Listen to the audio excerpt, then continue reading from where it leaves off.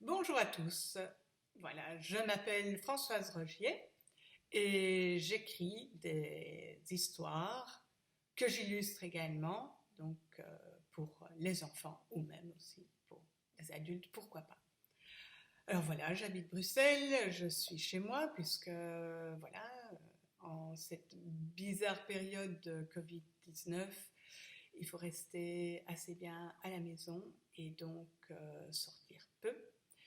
Et pour un petit peu sortir malgré tout de la maison, un petit peu s'évader, je vous propose de vous lire une de mes histoires parce que je pense que les livres, c'est vraiment le meilleur moyen de partir se balader.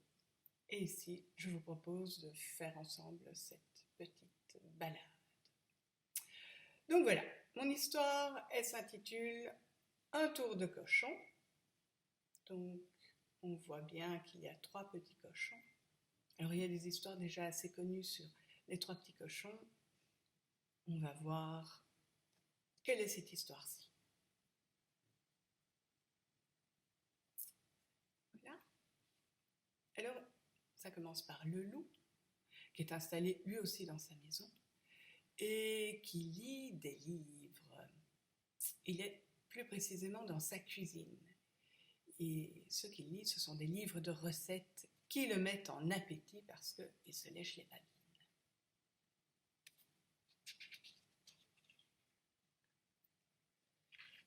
Et puis voilà, les trois petits cochons qui débarquent. Ils ont tous les trois leur petite valise. Et ils s'arrêtent dans une clairière. Ici, c'est parfait pour s'installer. Donc ça sera là qu'ils construiront leur maison. Un des petits cochons observe un oiseau.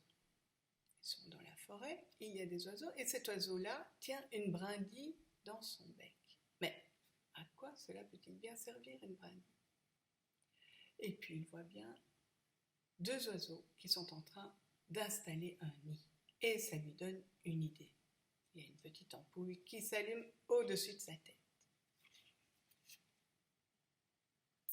Il appelle les autres. Venez! Et il chuchote.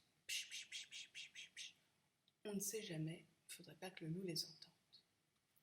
Bonne idée, disent les autres. Au travail.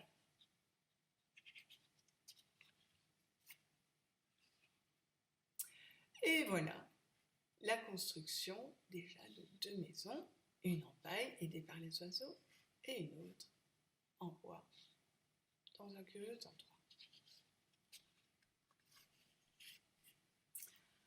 On continue la construction de la maison perchée dans l'arbre. Donc, il y a le bois, il y a les briques et puis aussi un toit fait de paille. Un oiseau apporte un petit drapeau pour la décoration et puis il y en a un qui peint aussi un panneau qu'on pourra voir plus tard. À quelques kilomètres de là, vide. Le frigo du loup est vide. Il va devoir aller non pas faire des courses, mais plutôt chasser dans la forêt. À table. Et dans les bois, on peut rencontrer toutes sortes de petits personnages. Un cerf, je ne sais pas si vous le voyez, deux lutins, souvent ils se cachent bien, des oiseaux, un lapin, parfois on peut croiser un petit chaperon rouge ou tomber sur une maison en pain d'épices.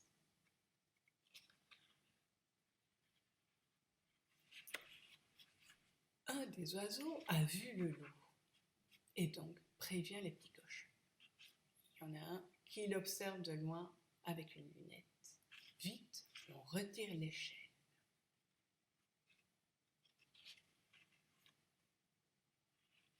Le voici. Petit cochon, petit jambon, petit lardon, bien au chaud dans sa maison.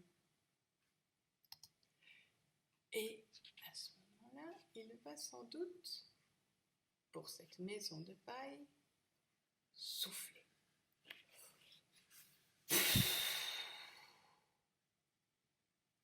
Il souffle très fort, même les feuilles de l'arbre s'envolent.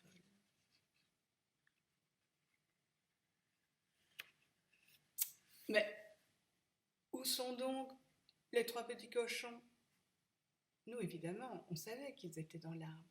Mais le loup, apparemment, ne les avait pas vus, bien trop occupé à se diriger vers la cabane de paille.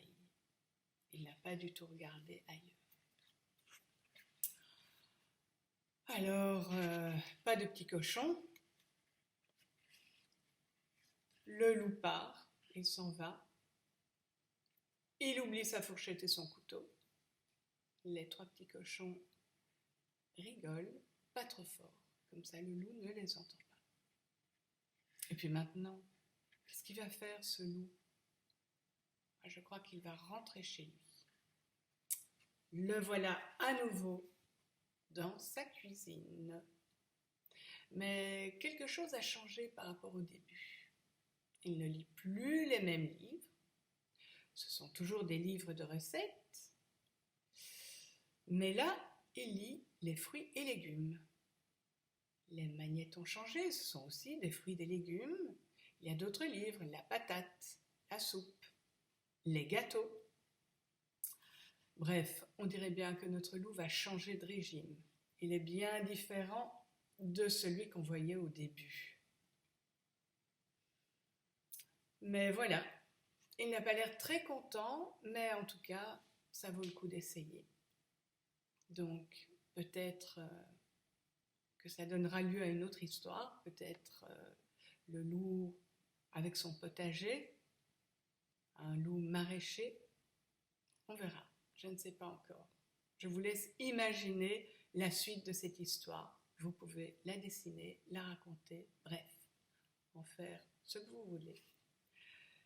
Voilà, c'est la fin de mon histoire, un tour de cochon. J'espère qu'elle vous a plu.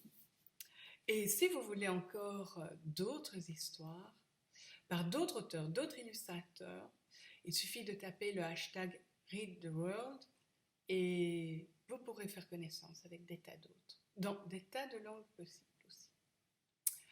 Voilà, je vous souhaite une belle journée, une belle soirée, je ne sais pas. En tout cas, de bien rester chez soi, de bien se laver les mains et de prendre soin de vous et des autres. À bientôt peut-être.